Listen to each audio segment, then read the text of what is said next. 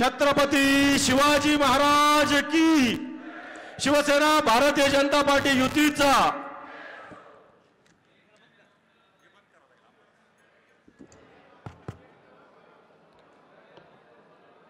हिंदवी स्वराज्याचे सरसंस्थापक छत्रपती शिवाजी महाराज यांना मानाचा मुजरा।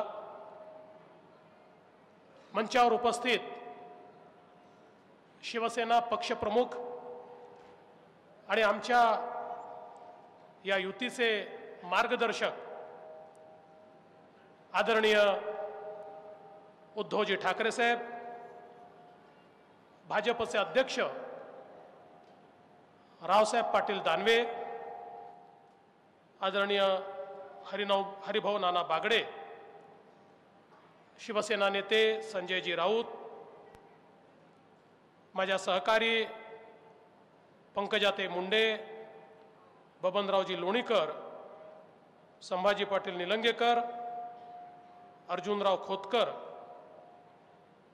चंद्रकांतजी खैरे, मिलिंद नार्वेकर, प्रीतमताई मुंडे, सुनील गायकवाड, रवींद्र गायकवाड, मंचावर उपस्थित सन्माननीय महापौर, जिल्हा परिषद अध्यक्ष, सन्माननीय सर्व माझे सहकारी आमदार, शिवसेना आणि भारतीय जनता पक्षाचे सर्व पदाधिकारी आणि मराठवाड्याच्या 8ही जिल्ह्यातनं या ठिकाणी आलेले शिवसेना भारतीय जनता पक्षाचे सर्व प्रमुख पदाधिकारी, भगिनी आणि बंधूंनो, खरं तर मगाशी अर्जुनराव असं म्हणाले की उद्धवजींनी आम्हाला युतीचा धर्म सांगितला। हे काही नवीन नाही आहे। जेव्हा जेव्हा अर्जुन हा मैदानात उभा राहतो आणि युद्धाच्या भूमीवर जातो, जोपर्यंत श्रीकृष्ण त्याला धर्म सांगत नाही तोपर्यंत अर्जुन कामाला लागत नाही। त्यामुळे जे पूर्वी घडलं तेच आज घडलं। पण मला असं वाटतं की मराठवाड्यातल्या आणि विशेषतः औरंगाबाद आणि जालन्याच्या तमाम कार्यकर्त्यांना मनापासून आनंद आहे की जे वर्षानुवर्ष मित्र होते, काही कारणाने थोडा दुरावा उत्पन्न झाला, आता ते पुन्हा मित्र झाले आहेत। आणि ज्या प्रकारे शिवसेना भारतीय जनता पार्टी फेविकॉल का मजबूत जोड झाला आहे, त्याचप्रमाणे अर्जुनराव आणि रावसाहेब हा देखील आता फेविकॉल का मजबूत जोड झाल्याशिवाय राहणार नाही।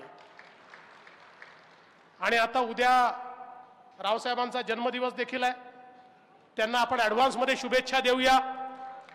आणि आता उद्या त्यांचा जन्मदिवस साजरा करण्याकरता अर्जुनराव पुढाकार घेणार आहेत, हे देखील मला माहिती आहे। तुम्हाला माहितीच नाही, हे दोन्ही नेते इतके कलाकार आहे, उद्धवजींना मला पताच चालणार नाही।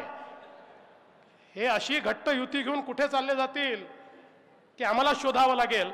पण आमच्या सगळ्यांकरता हा अत्यंत आनंदाचा विषय आहे।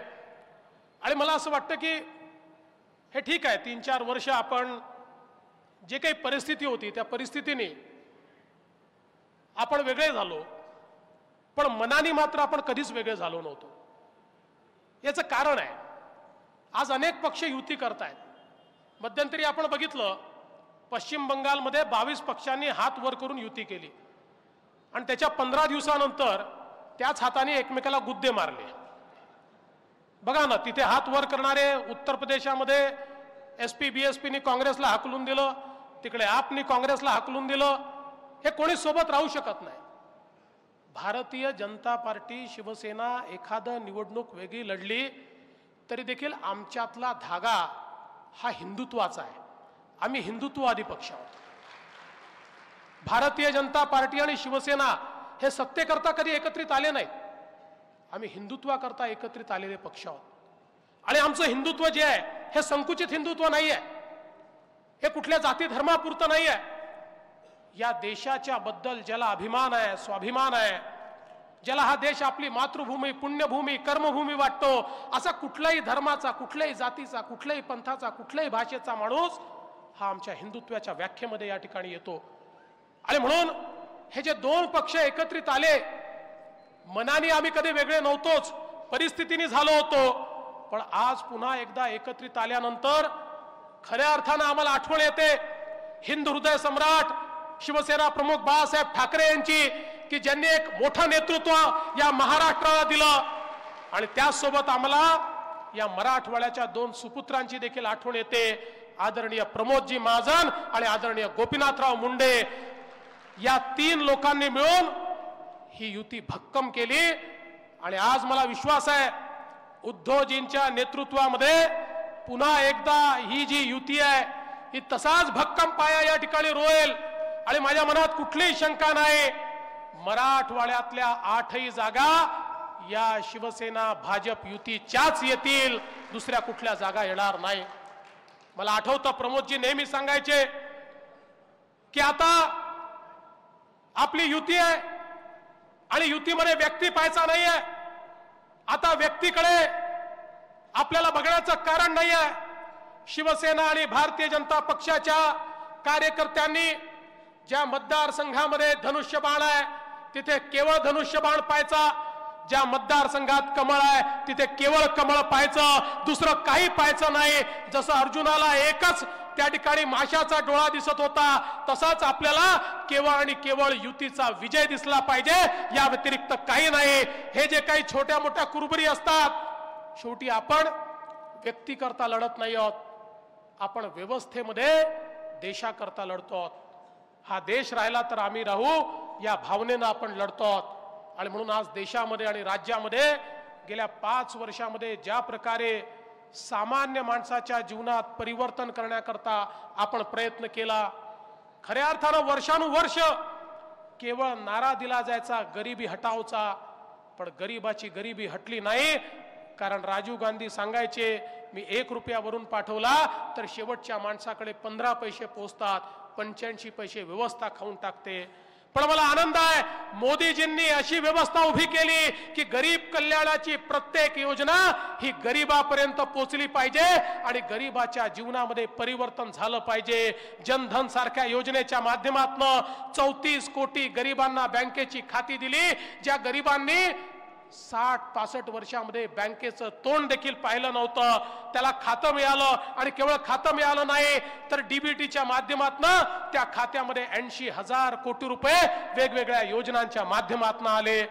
गरीबाच्या घराचं स्वप्न प्रधानमंत्री आवास योजनेच्या माध्यमातून या ठिकाणी मोठ्या प्रमाणात पूर्ण करण्याचं काम हे आदरणीय मोदीजींनी केलं. आणि त्यांनी सांगितलं 2022 सालापर्यंत या देशामध्ये एकही गरीब घराच्या विना राहणार नाही. एकही गरीब असा असणार नाही की जो बेघर आहे. महाराष्ट्रामध्ये आव्हान आम्ही स्वीकारलं आणि आम्ही ठरवलं एससीसीच्या यादीतला प्रत्येक गरीब त्याला 2019 पर्यंत घर द्यायचं. आणि ज्याचं नाव यादीत नाही ते नाव आता पुन्हा नोंदवून घेतलं आणि उरलेल्या लोकांना देखील त्याच्या पुढच्या 2 वर्षामध्ये घर द्यायचं. 2021 सालाच्या आत, 22 नाही 2021 सालाच्या आत या महाराष्ट्रातल्या प्रत्येक गरीबाला हे आपलं युतीचं सरकार या ठिकाणी घर दिल्याशिवाय राहणार नाही. आज आपण बघितलं एक योजना, उज्ज्वला सारखी योजना गरीबाच्या घरामध्ये गॅस गेला, उजाला सारखी योजना गरीबाच्या घरामध्ये त्या ठिकाणी लाईट गेले. आज प्रत्येक घरामध्ये शौचालय आलं. त्या माता भगिनींना विचारा ज्यांना शौचालय नसल्यामुळे आपली लज्जा सांभाळत दिवसाच्या वेळी बाहेर जायची इच्छा असली तरी जाता येत नव्हतं, अशा आज माता भगिनींना सन्मानाने जगता येत आहे. हे शौचालय प्रत्येक घरामध्ये त्या ठिकाणी खऱ्या अर्थानं झालं. आणि म्हणून ज्या योजना तयार झाल्या, मुद्रा सारखी योजना असेल, 11 कोटी लोकांना त्या ठिकाणी मोठ्या प्रमाणात कर्ज प्राप्त झालं. आज आपण बघितलं आमचे शेतकरी जे खऱ्या अर्थानं आज आमचा कणा आहेत, आज आमच्या शेतकऱ्यांकरता देखील अनेक योजना तयार झाल्या. आज आपला मराठवाडा हा मोठ्या प्रमाणात या ठिकाणी दुष्काळाने होरपळला आहे. आणि माझी कार्यकर्त्यांना विनंती आहे, निवडणूक तर येतील जातील, निवडणुका आपण लढवू, निवडणुकांमध्ये मतं मागू, लोक आपल्याला मतं देतील, पण या निवडणुकीच्या भानगडीमध्ये आपण जो सामान्य माणूस दुष्काळानं होरपळतोय त्याला विसरता कामा नये. कार्यकर्त्यांची जबाबदारी आहे मी केंद्र सरकारचे आभार मानेन. केंद्र सरकारने 4700 कोटी रुपये थेट आमच्या शेतकऱ्यांकरता या दुष्काळाची मदत म्हणून आपल्याला दिले. 82 लाख शेतकऱ्यांपैकी 60 लाख शेतकऱ्यांच्या खात्यात हे पैसे जमा झाले आहेत. उर्वरित पैसे देखील आपण जमा करतोय. महाराष्ट्राच्या इतिहासात यापूर्वी अनेक दुष्काळ झाले. जून जुलैच्या आधी कधी शेतकऱ्याला मदत मिळाली नाही. ती मदत आज आपण या ठिकाणी दिली आहे मोठ्या प्रमाणात. त्यासोबत विम्याचे पैसे आपण देतोय. पीएम किसान मध्ये पहिल्यांदा या ठिकाणी जवळजवळ 6000 रुपये प्रत्येक शेतकऱ्याच्या खात्यामध्ये टाकण्याचा निर्णय झालाय. मला आठवतं पूर्वीच्या काळामध्ये कधीतरी 2008-9 साली देशामध्ये कर्जमाफी झाली होती. काल परवा पवार साहेबांचा इंटरव्ह्यू मी बघितला. ते म्हणाले आम्ही कर्जमाफी केली होती, 15 दिवसात केली होती. कुठली कर्जमाफी होती? या एकूण कर्जमाफीमध्ये अख्ख्या महाराष्ट्राला 4000 कोटी रुपये मिळाले होते. 4000 कोटी रुपये. आज तर आम्ही महाराष्ट्रात जी कर्जमाफी केली त्याच्यामध्ये 21000 कोटी रुपये हे शेतकऱ्यांच्या खात्यापर्यंत पोहोचवले आणि योजना बंद नाही केली. आम्ही सांगितलं, उद्धवजींनी आम्हाला सांगितलं काही शेतकरी वंचित राहिले आहेत. मी उद्धवजींना सांगितलं, उद्धवजी जोपर्यंत शेवटचा शेतकरी कर्जमाफी मध्ये पात्र होत नाही, जोपर्यंत त्याच्या खात्यात पैसे जात नाही, ही योजना मी बंद करणार नाही. ही योजना आम्ही चालूच ठेवू. आणि हे एकदा कर्जमाफी केली, पूर्ण देशामध्ये 50,000 कोटी रुपयाची कर्जमाफी केली आणि गेले 10 वर्ष ढिंडोरे पिटतायत. आणि मोदीजींनी जी पीएम किसान योजना आणली, दरवर्षी शेतकऱ्याच्या खात्यामध्ये 75,000 कोटी रुपये हे थेट जाणार आहेत आणि पुढच्या 10 वर्षामध्ये 7.5 लाख कोटी रुपये शेतकऱ्याच्या खात्यात जातील. हे 50,000 रुपयाचा 10 वर्ष ढिंडोरा पिटतात. 7.5 लाख रुपये शेतकऱ्याच्या खात्यामध्ये त्या ठिकाणी आपण टाकणार आहोत. आणि म्हणून माझी तुम्हाला विनंती आहे, आज दुष्काळानं जो आपला मराठवाडा होरपळतोय, एकीकडे मोठ्या प्रमाणात आपण योजना सुरू केलेल्या आहेत. आपण लक्ष घाला, चारा छावण्या दिल्या आहेत, त्या योग्य ठिकाणी पोहोचतायत की नाही. आणि अनेक लोकांची सवय आहे, अनेक वर्षापासूनची सवय आहे, ते चाराही खातात आणि शेणही खातात. आपण सामान्य माणसाकरता, शेतकऱ्याकरता काम करणारे लोक, एकही जनावर हे चाऱ्याविना आणि पाण्याविना तडफडू नये, ही आपली जबाबदारी आहे. आणि या संदर्भात सगळे GR झालेले आहेत, चारा छावण्या सुरू झाल्या आहेत. त्या GR अनुसार आवश्यक तेवढ्या त्या ठिकाणी सुरू होणार आहेत. पण आपण लक्ष देऊन सामान्य शेतकऱ्याला, सामान्य शेतमजुराला दिलासा मिळतोय की नाही बघितलं पाहिजे. आज या मराठवाड्याच्या ग्रामीण भागामध्ये आपण 2 रुपये किलो गहू, 3 रुपये किलो तांदूळ ही योजना सुरू केली. सर्व शेतकरी आणि शेतमजुरांकरता योजना सुरू केली. ती त्यांच्यापर्यंत या दुष्काळाच्या काळात पोहोचते की नाही बघितलं पाहिजे. रोजगार हमीचे कामं सुरू आहेत, ते पोहोचतायत की नाही पाहिलं पाहिजे. पाण्याचे टँकर पोहोचतायत की नाही पाहिलं पाहिजे. पण बंधू भगिनींनो, त्यासोबत या मराठवाड्याला कायम दुष्काळातनं मुक्त कसं करता येईल हे देखील लक्ष देण्याची गरज आहे. आताच मला उद्धवजींनी सांगितलं, या आपल्या औरंगाबादच्या समांतर जलवाहिनीचा प्रश्न मी निश्चितपणे या ठिकाणी आश्वस्त करू इच्छितो. या पूर्वी देखील बोललो आहे, आता आचारसंहिता चालू आहे तरी देखील सांगतो, हा प्रश्न केवळ आणि केवळ युतीचं सरकारच सोडवू शकते. आणि यापूर्वीच मी घोषणा केलेली आहे, या प्रश्न सोडवण्याकरता जे काही लागेल ते सगळं महाराष्ट्राचं सरकार देईल. आणि ती जी घोषणा मी केली त्याच्यावर आजही आम्ही कायम आहोत. निश्चितपणे आज सोडवू. पण त्यासोबत आज आपल्या विविध धरणं जे आहेत, या धरणामध्ये दुष्काळामुळे पाणी कमी पडतं. शेवटच्या टेल एंडच्या लोकांना सिंचनाचं पाणी मिळत नाही, पिण्याच्या पाण्याचा त्या ठिकाणी प्रश्न उभा राहतो. आणि म्हणून 2 ऐतिहासिक निर्णय आपल्या सरकारनं घेतले. एकीकडे माननीय गडकरी साहेब जे केंद्राचे जलसंपदा मंत्री आहे, मोदीजींच्या नेतृत्वामध्ये त्यांनी एक अतिशय महत्त्वाचा निर्णय घेतला आणि त्या ठिकाणी दमनगंगा पिंजाळ सारखी एक नदी जोडची लिंक तयार करून त्यातनं 50 TMC पाणी गोदावरीच्या खोऱ्यामध्ये आणायचं. आणि हे जे तुटीचं खोरं आहे की ज्याच्यामुळे आज आमच्या धरणांमध्ये पाणी राहत नाही आणि रोज नाशिक आणि औरंगाबादचा वाद तयार होतो, हा वाद होऊ नये.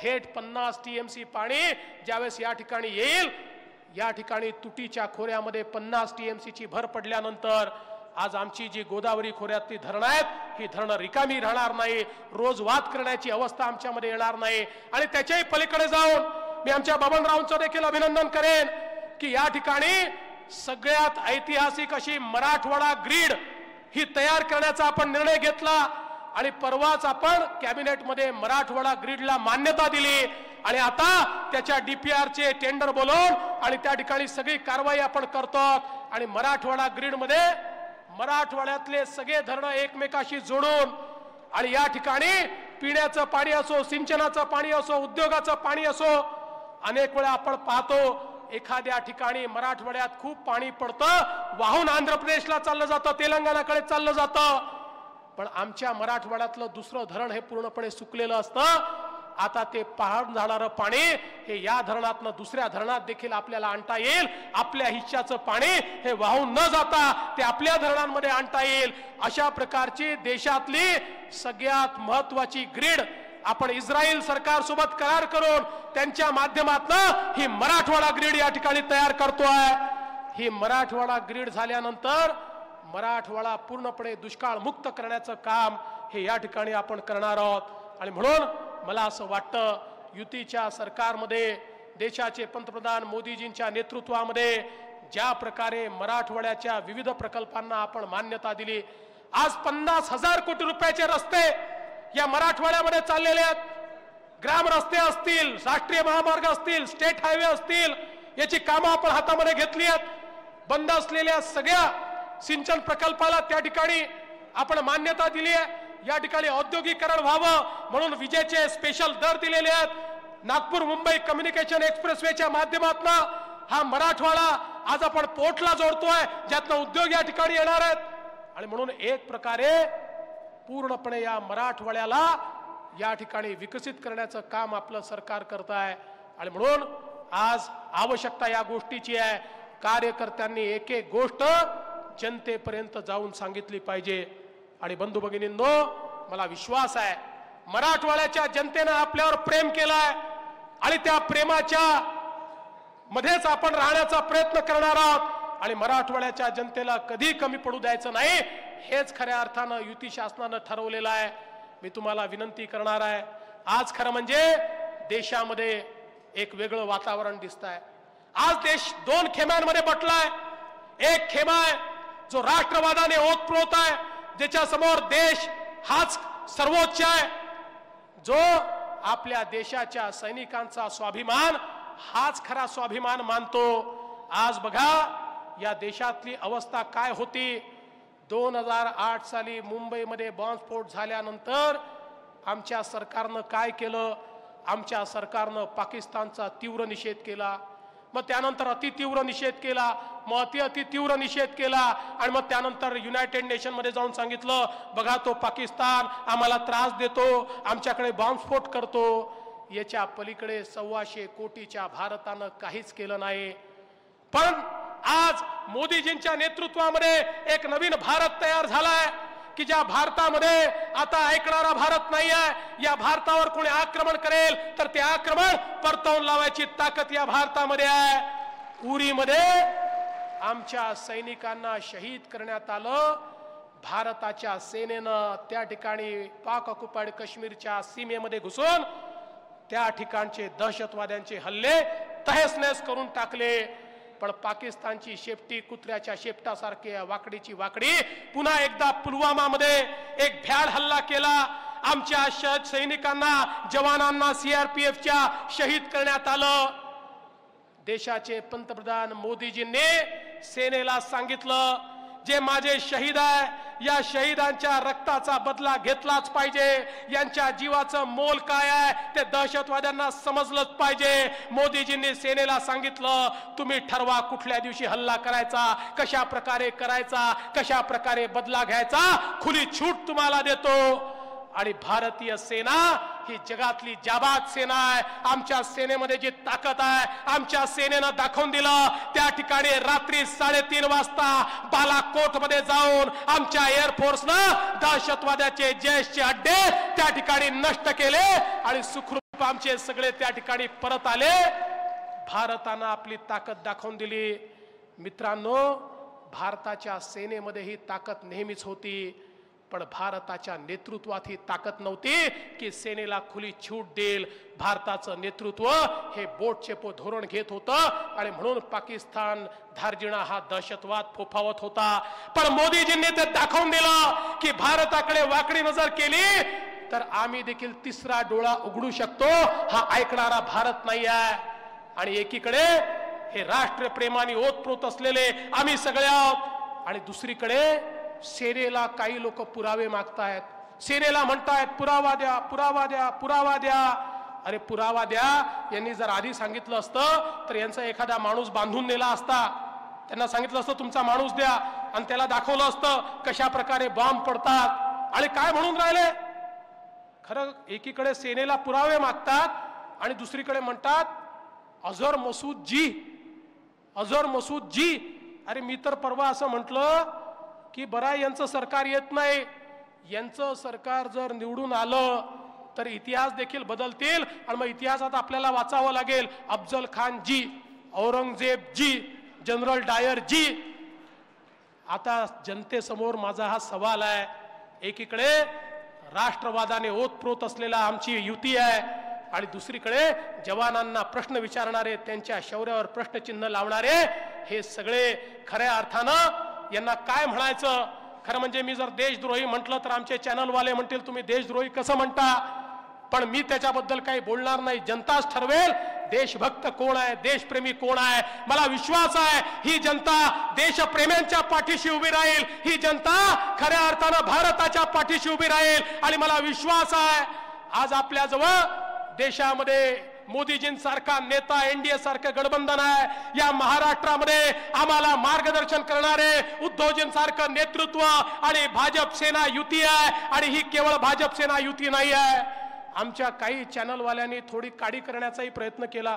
म्हणाले भाजप सेना युती, आठवलेंना सोडून दिलं, महायुतीचं काय झालं. काळजी करू नका. आम्ही पहिल्यांदा, कारण ते सोबतच होते, आम्ही थोडे दुरावलो होतो म्हणून आम्ही एकत्रित आलो आहोत. 24 तारखेला कोल्हापूरला महायुतीची बैठ सभा होणार आहे आणि त्याच्यामध्ये आमचे सगळे साथी त्या ठिकाणी उपस्थित राहतील. आणि आमचे जे साथी आहेत ते देखील या महायुतीला मदत करतील. आणि खरं म्हणजे मी आमच्याही मित्रांना अतिशय स्पष्टपणे या ठिकाणी सांगितलेलं आहे, कोणाच्या मनात शंका असण्याचं कारण नाही आहे. ज्याला मदत करायची आहे त्याला भाजप आणि सेना दोघांनाही करावी लागेल आणि दोघांच्या सगळ्या जागांवर करावी लागेल. असं कोणी भूमिका घेऊ शकणार नाही. या जागेवर मदत करणार नाही, त्या जागेवर मदत करणार नाही. करायचं असेल हा फेविकॉलचा जोड आहे. यायचं असेल तर फेविकॉलच्या जोडमध्ये फेविकॉल सारखं यायचं आणि मजबूतीनं त्या ठिकाणी उभं राहायचं. आणि सगळ्या ठिकाणी नीट भाजप सेना म्हणून आपल्याला त्या ठिकाणी मदत करायची आहे. मला विश्वास आहे आठवले साहेब तर एक उमदा नेता आहे. या महाराष्ट्रामध्ये आठवले साहेबांनी एक दलितांचा हुंकार उभा केला आहे. आज अख्खा समाज त्यांच्या पाठीशी आहे आणि त्यामुळे त्यांच्यासारखा खंबीर नेता हा निश्चितपणे आज आमच्या सोबत आल्यामुळे आम्हाला अतिशय आनंद आहे. आणि म्हणून आरपीआयच्या कार्यकर्त्यांना देखील मी सांगतो, तुम्हाला कदाचित वाटत असेल या दोघांनी मेळावा बोलवला, आम्हाला का बोलवलं नाही. काळजी करू नका. हा एकच मेळावा आहे. याच्यानंतरच्या सगळ्या मेळाव्यामध्ये आपण एकत्रितच आहोत. एकाच ताटात आपल्याला जेवायचं आहे आणि एकत्रच राहायचं आहे. आणि देशात आणि महाराष्ट्रामध्ये पूर्ण सन्मानाने या ठिकाणी आपलं सरकार पुन्हा आपल्याला निवडून आणायचं आहे. मी पुन्हा एकदा आपल्या सर्वांचं मनपूर्वक अभिनंदन करतो आणि माझं बोलणं संपवतो. धन्यवाद. जय हिंद, जय महाराष्ट्र.